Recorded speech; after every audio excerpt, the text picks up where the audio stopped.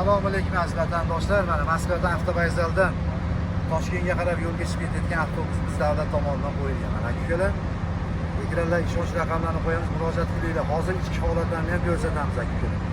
Aziz vatandoshlar, mana aytganimizdek ichki holatiga kirdik. Mana akalar, ichki holati ideal holatda. Konditsioner, zaryadkalar ishlaydi, xudo xolasa akalar.